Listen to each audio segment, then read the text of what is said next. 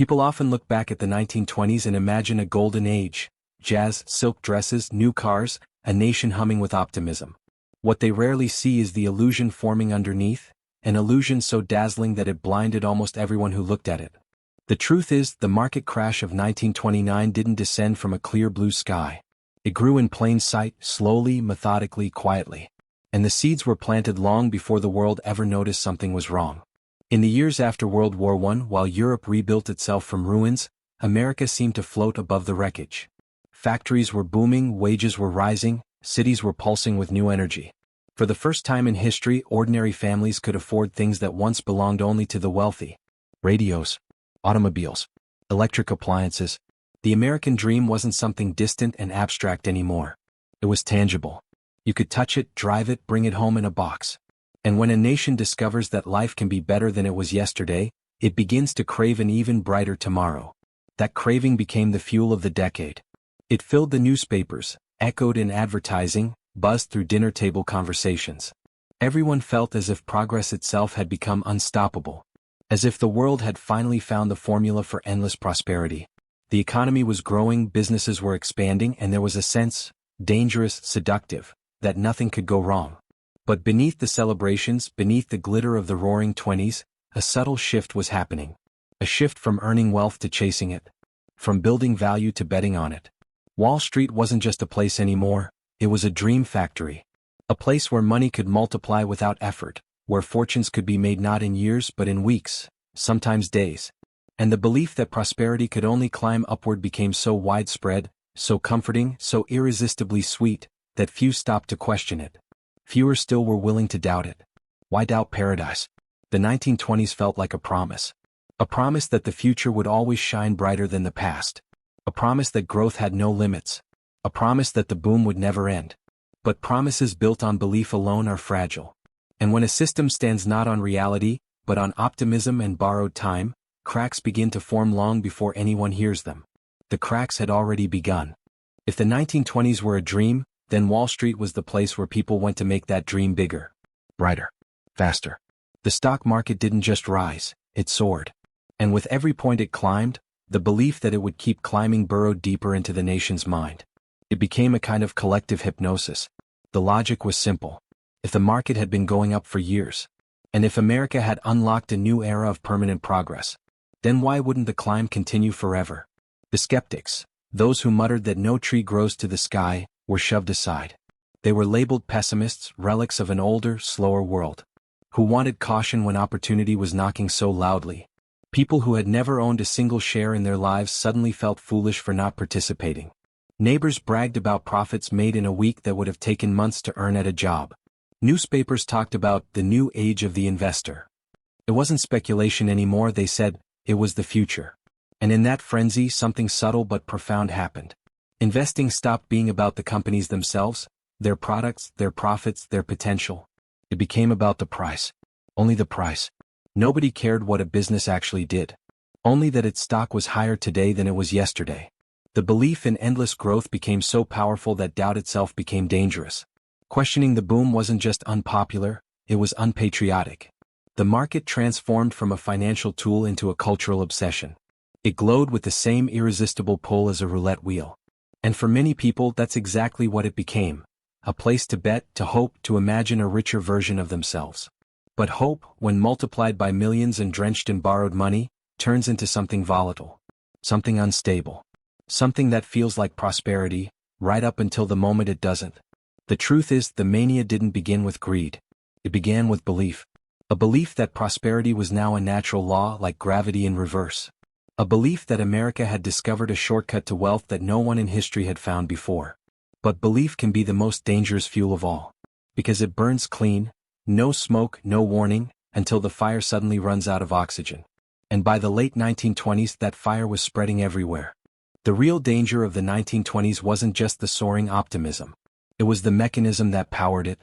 A mechanism that turned the stock market into something far more explosive than anyone wanted to admit. That mechanism was debt. Margin buying. The quiet fuse wrapped around the entire financial system. It worked like this. You walked into a brokerage with $1,000. The broker lent you $9,000 more. Suddenly, you controlled $10,000 worth of stock. 10 times more than you could actually afford. As long as prices kept rising, it felt like magic. Your money grew faster than logic, faster than effort, faster than reality itself. And because everyone else was doing it, it felt safe, normal, smart.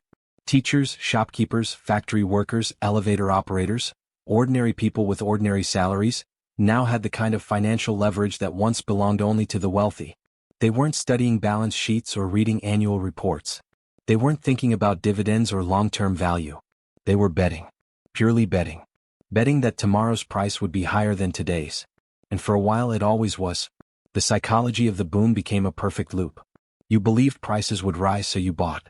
Your buying pushed the price up, which proved you were right. That price increase encouraged someone else to buy, which pushed it up even more. A self-feeding cycle. A spiral without breaks. The market began to float above reality, held aloft not by earnings or productivity, but by collective confidence, and a mountain of borrowed money. By 1929, that pile of margin debt towered over the actual value of the companies themselves. It was like a city built on stilts, and every new share bought on credit added another shaky beam to the structure. But here's the terrifying part. The same mechanism that lifted everything up could bring everything down 10 times faster. When you borrow $9 for every one of your own, you don't need a big fall to wipe you out. You need a small wobble, a tremor, a shift in the wind, a moment of doubt. Most people didn't see it that way. They saw only the rise, the speed, the thrill. Margin buying made the market look stronger than ever, while in reality, it made it more fragile than it had ever been. It wasn't a boom built on innovation or productivity. It was a boom built on belief and leverage. And when a boom is built on belief, all it takes is a crack in that belief, and the whole structure begins to buckle. The cracks were already forming. By the late 1920s, the market wasn't just rising, it was floating, untethered, detached from the world it was supposed to reflect. Prices swelled far beyond anything that earnings or company performance could justify. The numbers stopped making sense, but almost no one cared. Why would they? When your wealth keeps growing on paper, reality becomes an inconvenience. Professional economists, those few still brave enough to speak honestly, issued warnings. They pointed out that stock prices had drifted into fantasy. That dividends had fallen so low you could earn more from a simple savings account. That investors were paying sky-high prices for companies whose profits didn't even remotely match their valuations. But their voices were drowned out by the sound of money being made. People weren't thinking about value, they were thinking about motion, about momentum, about the feeling that the market had outgrown the old rules and was now guided by something new, something modern, something invincible.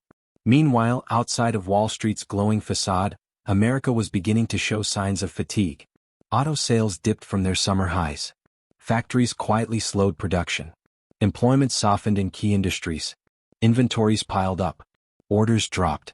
The real economy, the beating heart of the nation, was whispering that something was wrong. But the stock market? It kept climbing. Two separate realities emerged. The physical economy, slowing, straining, showing stress. And the psychological economy, the collective dream of endless growth, still racing forward at full speed. It was like watching a man sprint toward a cliff with a blindfold on. Every time he stumbled backward a few steps, a small correction, a brief sell-off, people shouted, "See? Nothing to worry about. The system works." But the cliff didn't move.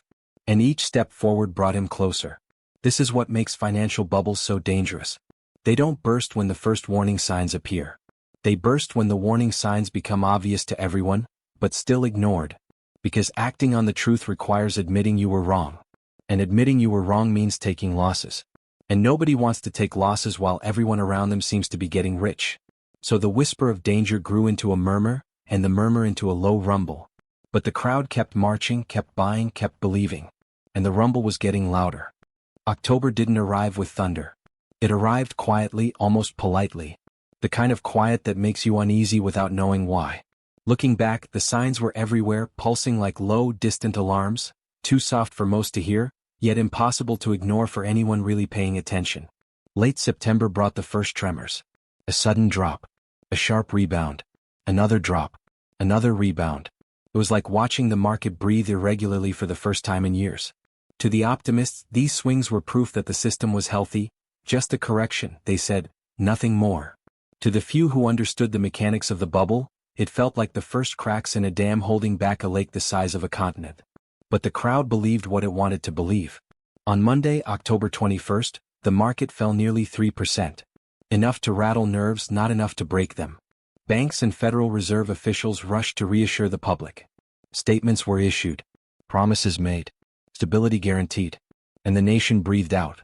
For a moment. But Tuesday brought more selling. Wednesday brought even more.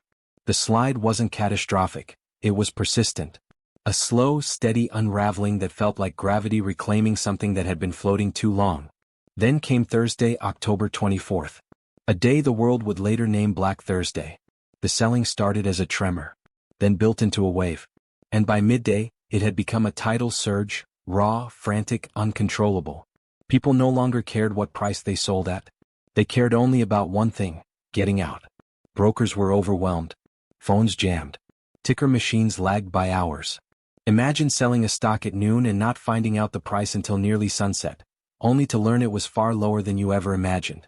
Every delayed print was another punch to the gut. Panic rippled outward, faster than the machines could track. 13 million shares changed hands that day, double the usual volume. Triple in some cases. The system was choking on its own frenzy. By Friday, fear had seeped into homes, offices, street corners. Families whispered about their futures. Bankers looked pale. Even the confident, the ones who had laughed at warnings, began to feel a cold heaviness in their stomachs. Weekend newspapers tried to sound reassuring. Crisis passes, one headline said. Market rallies strongly. But beneath the headlines, beneath the forced optimism, everyone knew the truth. Something had broken. Something fundamental. Something that wouldn't fix itself by Monday. And Monday was coming. Not just another day on the calendar, but the day the dam would finally burst. Monday, October 28, 1929. A day that began like any other, gray skies over Manhattan, commuters pushing through crowded sidewalks, but beneath the surface the air felt heavier. Brokers sensed it. Bankers sensed it. Even ordinary people, waiting for the morning papers, felt an unease they couldn't quite explain. And then the market opened. It didn't fall. It dropped. A vertical line on the charts. A trapdoor opening beneath millions of feet. Within minutes, prices plunged at a speed no one had ever witnessed before. 9 million shares traded hands in a chaotic blur. People who arrived at their brokers' offices with hope left with pale faces and trembling hands. Those who stayed home gathered around radios, listening to frantic updates, each one worse than the last. The market didn't correct. It collapsed, nearly 13% in a single day. Fortunes that had taken decades to build evaporated in hours. Securities firms, institutions once considered unshakable, stood on the edge of ruin. Bank accounts shrank. Confidence shattered. And the worst part? This wasn't even the end. It was only the beginning of a chain reaction no one could stop. Ticker machines clattered until after 7 p.m., desperately trying to catch up. When the numbers finally printed, they were already meaningless.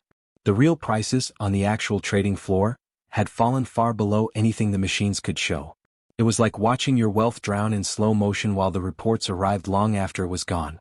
But if Monday was the plunge, Tuesday, Black Tuesday, October 29th, was the impact. 16 million shares. A record volume that stood for decades. 16 million moments of panic, despair, disbelief. This was the day margins came due. Brokers didn't ask politely. They demanded money. If you had borrowed to buy stocks, and millions had, your broker called you. Deposit more funds now or we liquidate everything. But what money? People had no savings left. The stocks were already worthless. And so the brokers sold. Sold at any price. Sold into a market that had no bottom. Sold in a frenzy that fed on itself like a firestorm consuming dry timber. A man who thought he owned $10,000 worth of stock, purchased with $1,000 of his own money, didn't just lose his $1,000. He now owed the broker the remaining $9,000. You didn't just fall to zero. You fell below zero. A hole so deep many never climbed out. Some couldn't accept it. Some disappeared. Some ended their lives. But there was another collapse coming, one even more devastating than the fall of stock prices. The collapse of the banks. Banks had leveraged themselves into the same mania as their clients. They held stocks as collateral. They issued the loans that fed the bubble. And now the bubble was gone. When stocks fell, their own balance sheets went with them. Banks failed, one after another like dominoes. People rushed to withdraw their savings. Lines formed outside bank doors. And every withdrawal pushed another institution closer to insolvency. Factories lost credit. Companies cut workers. Businesses closed their doors. Homes were repossessed. The flow of money, the bloodstream of the entire economy, slowed to a crawl. This wasn't just a crash. It was a full system spiral. A chain reaction that reached into every street, every home, every dinner table conversation. The Great Depression wasn't an event. It was a shadow, and in late October 1929, that shadow began to spread across America. The boom built on hope and borrowed money had finally snapped. And now the bill was being collected. In the weeks after the crash, the shock didn't fade, it spread. Like a cold wind moving through the country, slipping under doors, settling into every household. People checked newspapers with trembling hands. Factories that once buzzed with life fell silent. Streets grew quieter. The optimism of the Roaring Twenties, so bright, so loud, dimmed into a heavy, uneasy stillness. The Great Depression had begun, though no one yet knew its name. Businesses that had expanded rapidly during the boom suddenly couldn't get loans. Banks were collapsing. Credit vanished. Without credit, companies couldn't buy materials, couldn't hire workers, couldn't keep the lights on. Unemployment didn't rise gradually, it surged, first into the double digits, then higher. Families who once saw themselves as comfortable, even prosperous, now struggled to afford food. Savings evaporated. Dreams dissolved. A decade of hope replaced by fear. But in the midst of all this devastation, one truth stood out, sharp and undeniable. This wasn't a random tragedy. It wasn't an unpredictable bolt from the heavens. It was the consequence of a system built on belief rather than reality. The signs had been there. The warnings had been clear. But people ignored them, because the illusion felt safer than the truth. That's the most painful lesson of 1929. Not that people were fooled, humans have always been fooled. But that the same story repeats in every era, in every bubble, in every corner of financial history. When speculation becomes more exciting than productivity. When borrowed money replaces real wealth. When confidence floats higher than fundamentals can support. The system becomes fragile, delicate, breakable. And all it takes is one spark for the whole structure to collapse. The people who survived 1929 with their fortunes intact weren't the boldest or the luckiest. They were the ones who paid attention. The ones who questioned the narrative while everyone else was applauding. The ones who held real assets instead of paper promises.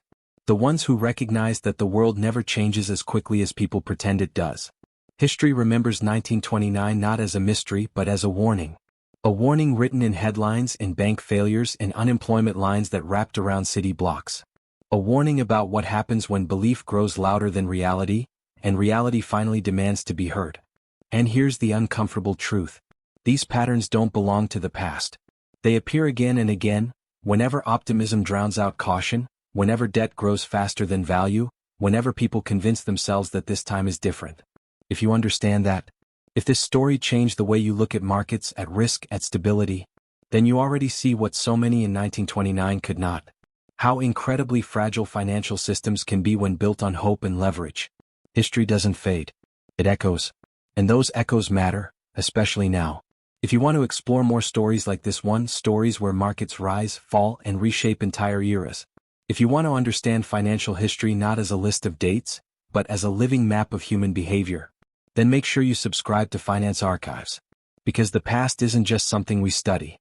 It's something that warns us, guides us, and sometimes, if we listen carefully enough, saves us from repeating the same mistakes all over again.